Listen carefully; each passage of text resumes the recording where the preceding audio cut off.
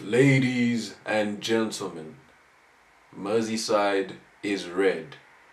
Merseyside is, was, and will forever be red. Everton 1, Liverpool 2. What a win. Massive, massive, massive win in our quest for Champions League football. And overall, I would say it was a pretty even game. I think we dominated the ball. We had more of the ball as expected. Everton had big chances, more than us in comparison to us. But the two big chances we had, the Salah chance, the Van Dijk chance, we took those chances. You know why. You know why we took those chances, ladies and gentlemen. Because Mohamed Salah and Virgil van Dijk are legends. Legends of the sport, legends of the league, legends of the club. They know what it means to perform in these kinds of games. They know what it means to step up in our worst ever season. One of our worst ever seasons. They still stepping up, still showing us why they are legends. Still showing us why they will be missed dearly when they leave the club. Still showing us why they are the epitome of Liverpool Football Club and why Everton will always remain in Liverpool's shadow. What great performances from those two today, especially from Van Dijk. Really, really imperious today. I think he struggled a bit against Beto in the first half, but I think as the game progressed, he got comfortable. He dealt with Barry well. Him and Konate dealt with Barry well. Konate was a bit shaky today, but as the game progressed, he got better. And as you can see with the stats, I think it was an even game. I think we slightly edged it, as you can see, but I still feel that overall, when you actually look at the game, I think maybe a 1-1 would have been a fair result. But of course, the big name players we have in our team, the leaders, the mentality monsters that we have in our team resulted in us winning the game. And I think if you look at the first half, we actually had the higher XG. We had more of the ball. But Everton had those two big chances. Beto had chances, and Dai had an offside goal. And defensively, an issue for us was dealing with crosses, dealing with long balls over the top, and dealing with crossing situations. Because Iliman Njai's first goal comes from Pickford playing a long ball over the top, and then he plays a long ball over the top. Pickford plays a long ball over the top, and then Iliman Njai gets the ball after a cross from Jake O'Brien.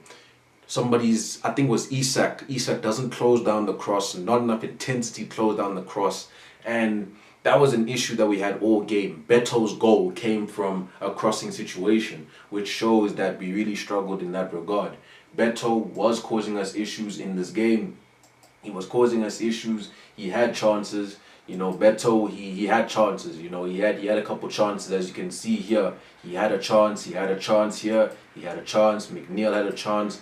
But I think overall, towards the end of the second half, I think we played better. I think we controlled the game. And obviously, we had that big chance with Mo Salah.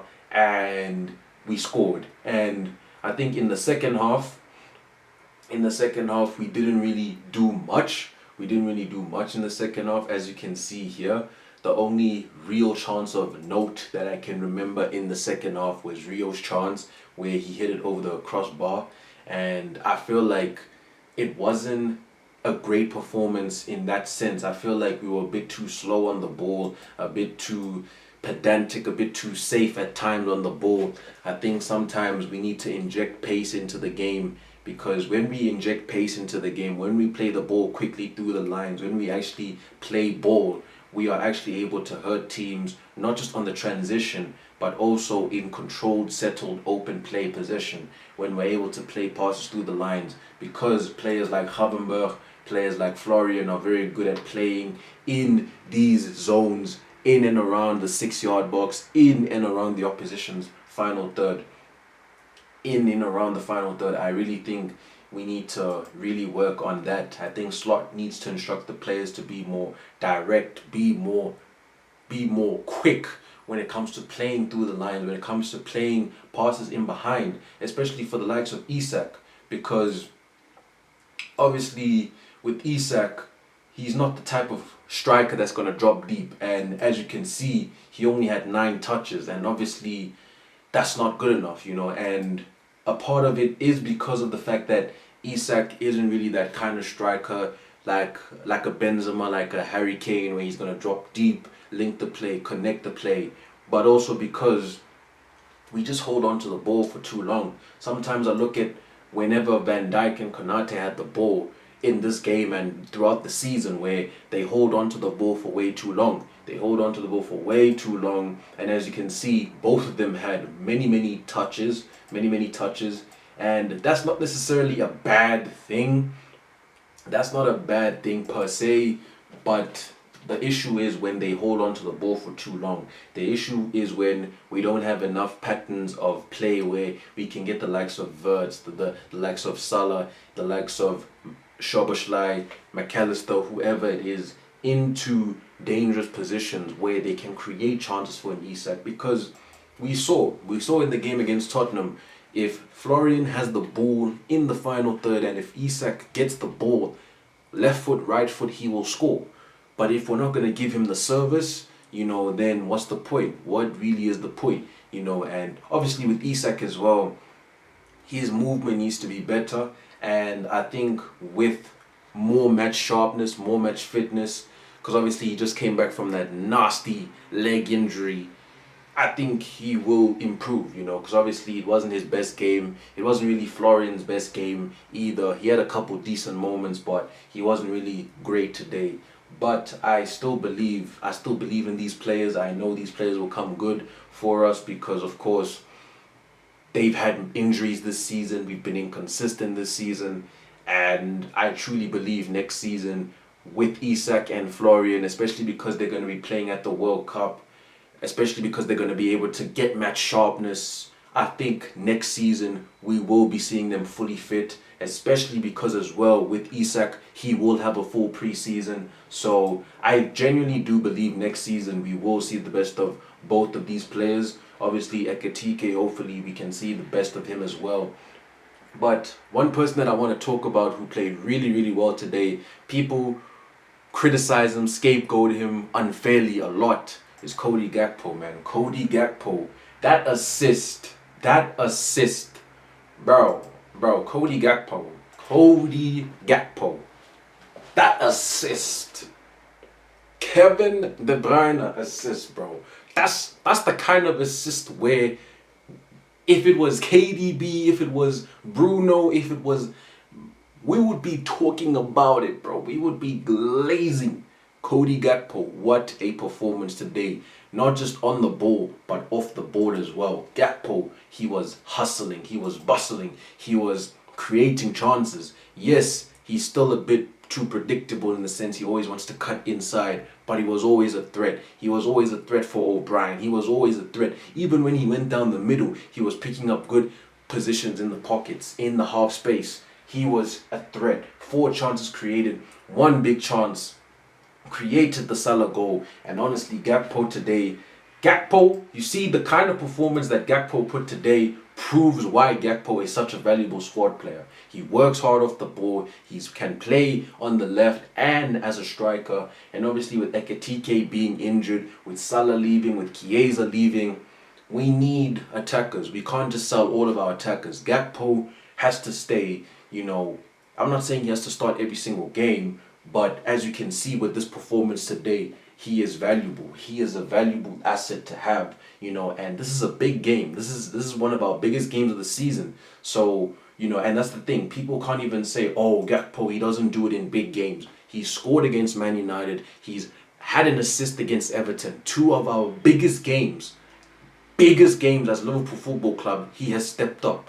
He has stepped up for us. Gakpo, definitely, he's someone we should keep because obviously next season it's going to be a revamp of mostly the defense, I would say. Mostly, well, not really the defense. I would say we're going to get a centre back. We're going to definitely get a centre back. I don't think Jacquet will be the only centre back we'll get. I think also the midfield will get revamped. I think because we've been linked with Wharton, we've been linked with Archie Gray, and I think if we can get Archie Gray, Wharton, then I will be very, very happy. Very, very happy, especially if McAllister leaves. Jones could also leave. I don't want Jones to leave because he's English, he's a Scouser, he's very tidy, neat and tidy on the ball. He understands the club, he loves the club, he's versatile. So I would not sell Jones. And speaking of Jones, what a performance today! Like some of the dribbles, like the way he was playing out of pressure, ridiculous. Like for me, I felt like at times he was taking a bit too long on the ball. I felt like he was taking a little bit too long. He was playing out of pressure a bit too much when he shouldn't have.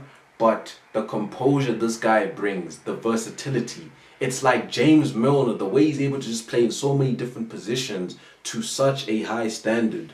It's incredible. Plus, he, in my opinion, should be the vice captain. Like, you know, he's a Scouser. He understands what it means to play for our beautiful football club. So for me, Jones has to be somebody that stays. McAllister, I would also keep McAllister, even though he hasn't been good this season, because you've seen the quality of McAllister last season. You've seen McAllister, he's versatile. He can play in the 6, in the 8, in the 10. This is a World Cup winner, and I know when I see a proper player, I see a proper player. And I think we should still keep McAllister.